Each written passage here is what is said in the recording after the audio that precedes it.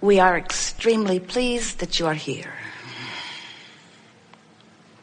It is good to come together for the purpose of co-creating. Do you agree? Yes. You're knowing what you are wanting? Yes. An evolving thing, yes. You are appreciating the expansion of your own personal desire. Really? And so you are appreciating the contrast that makes it so. The contrast that helps you to focus is a very good thing, yes? Without contrast, could you choose? Do you think that you need to choose verbally in order to choose? Do you think that choosing is about identifying it and talking about it and writing it down and telling others, this is what I have chosen? Or is your attention to it your choice? Whenever you give your attention to anything, you activate within yourself a vibration because of the attention that you are giving. And when that happens, there is a relationship, a vibrational relationship that occurs immediately within you. In other words, when you focus upon something and you see it as wrong, even when it is, and you stay focused upon that wrong thing, you set up separation between you and you. Now that seems odd, doesn't it? You're here to explore contrast, so what could possibly be wrong with seeing something as wrong? And we say, well, there's nothing wrong with seeing something as wrong, because when you see something as wrong by your perspective, your desire for its immediate improvement radiates from you vibrationally. But when you stay focused upon the aspect of the subject that you consider to be wrong, you set up separation between you and you, because the larger part of you didn't focus upon what was wrong, but instead rode the rocket of desire of what you chose. Can you feel the distinction in that? It's like we say to you, and many of you have been hearing us for a while, that the creative process, no matter what it is you are creating, is a 3-step process. Step 1 is ask. And when you ask, step 2 happens immediately. Step 2 is not your job. When you ask for anything, even if you're asking for it in this sort of roundabout, backdoor, sneaky way that you all so often do you know that you're asking for what you do want when you're looking right at what you don't want? Because every subject is really 2 subjects. It's like 2 ends of a stick. And you just cannot focus or concentrate or activate within yourself, even for an instant, something that you consider to be wrong or something that is less than good, without desire emanating from you. And when that happens, the source energy part of you turns undivided attention to what you now are asking for. So step 1, you ask. Step 2, source answers. Step 3, you must find a way to become a vibrational match to what you're asking for. Now we want to say this to you in a way that you may not have heard before, and it may be easier for you to catch on to the basic premise that we are wanting to begin with here. Because once you get this, everything in your life experience is going to be easier for you. It will be so much easier for you to get from where you are to where you want to be as you understand this basic premise. When contrast causes you to ask, you've asked. Step 1 is really, really a fast step. Really a fast step. It's a vibrational step. It's a vibrational step. Do you hear what we mean? Because even in looking at what you don't want, you're asking for what you do want. So just by being alive and focusing, you're asking. You have set up a vibrational reality. We'll talk about that a great deal here today. That is as a result of what you have been living and what you have been sifting through in terms of contrast. So the asking is fast. In fact, it's instantaneous. But when you continue to ask, when you continue to say, where is this thing that I want? Or why does this thing that I want not come? Or why do the others that have it when I want it and I don't have it? And what am I doing wrong? And how come it's not playing out? And why is it so hard? And where is it? Where is it? Where is it? Where is it? Where is it? Where is it? Where is it? Where is it? Where is it? Where is it? Where is it? Where is it? I'm asking, where is it? Where is it? I'm asking, where is it? Where is it? Is it? Where is it? Where is it? Why is it so long? Where has it been? Why isn't it here? What have I done wrong? You go on and on. You have become, we love you very much. You have become, oh, we love you very much. You have become masters of getting hung up in step one.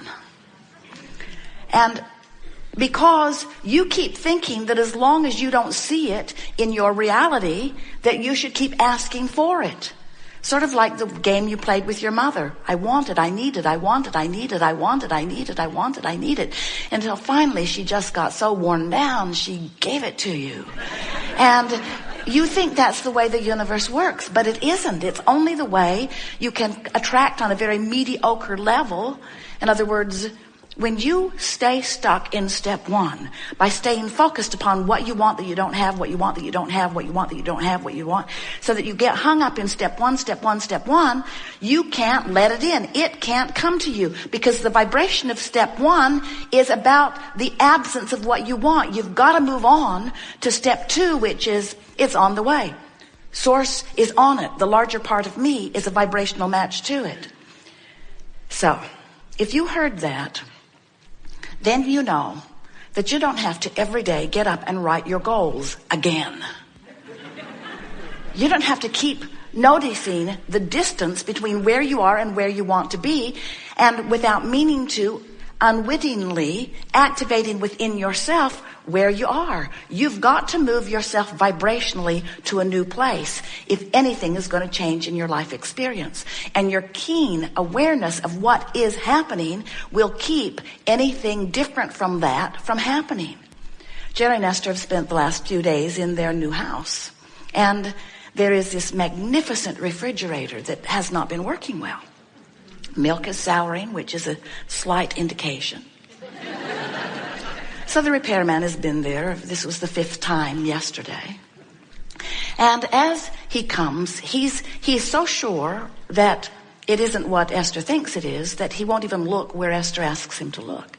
Esther can hear a vibration, a very strong vibration. She's not a refrigerator repair person, but she knows that everything he's tried so far hasn't worked, and so they're getting it narrowed down to something. But anyway, the long and the short of it, the short and the long of it, the beating the drum of it, the beating the drum of it, the beating the drum of it, is that this is a magnificent refrigerator that makes a lot of noise. And you can hear it all over the house. And it isn't cooling properly. And so there are signs that something's wrong. So Esther has been on the telephone trying to explain. She recorded the sound because it won't happen. It won't happen when he's there. She called the lady who sets up the service contracts and played her the sound of it over the telephone.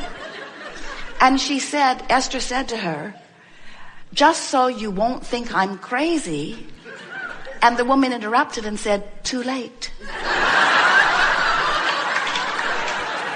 They had a very good laugh over it, but the refrigerator is making a lot of noise. So the repairman came and went, and finally yesterday, while someone else was there helping with another project, Esther asked this dear IT person to stand on the chair and put his hand in there and see if he can figure out what's making the rattle. And he said, I think it's this. I think this motor is too close to the bottom. And so Esther opened her drawer, got out a wine cork, sawed it off, and said, stick this under there. And he did, and it quieted the motor. And so Esther is thinking what she often thinks. Gotta do it myself, gotta do it myself, gotta do it myself, gotta do it myself. So she took action, solved the problem, has done nothing whatsoever about cleaning up her vibration. And then they walked into their beautiful suite in this hotel. And the air conditioner is making the identical rattle. The identical rattle. You would have thought that they had dragged their refrigerator to the hotel room. And Jerry is laughing and Esther is hitting him. Because It's such an interesting thing. It's about vibration. Could it be more about vibration? It's the universe shouting. It's all about vibration. It's all about vibration. It's all about vibration. And then their breakfast arrived this morning and their milk was sour. And Esther said, we've got to stop taking me everywhere we go. We'll leave me somewhere else and we'll bring Abraham to the hotel. And we think it is just a wonderful opportunity to acknowledge that everything that comes to you comes in vibrational alignment with what you've got going on. And you just can't be lazy with your vibration even when you're facing reality. You get so hung up in telling the truth and in documenting what's happening and writing a history. Esther has a refrigerator log. A refrigerator log. At 4:59 on 8:21 a.m., the high temperature alarm in this refrigerator went off. I think you should know it, she said to the repairman, who could not have cared less. But it was important to Esther's vibrational stabilization. In other words, if she does not maintain vibrational alignment with what she does not want, she cannot continue to replicate it everywhere she goes. You do it with relationships, you do it with financial conditions, you do it with bodily conditions, you do it with loud refrigerators. You do it with anything that is troubling you, because most of you still believe that this reality that you are looking at holds more weight and therefore deserves more of your attention than the vibrational reality that you are in the process of creating at all times. So, your source energy, and from your source energy perspective, you send a part of you forth. Not all of you, most of you is non-physically. This non-physical eternal you remains non-physically focused. But a part of that consciousness has come forth into the personality that you know as you. And here you are, brilliant, beautiful, willing, genius, leading edge, physical, human creators, willing to explore refrigerators and such, willing to explore life experience, willing to explore the contrast in order to come to your own deduction about what would be better.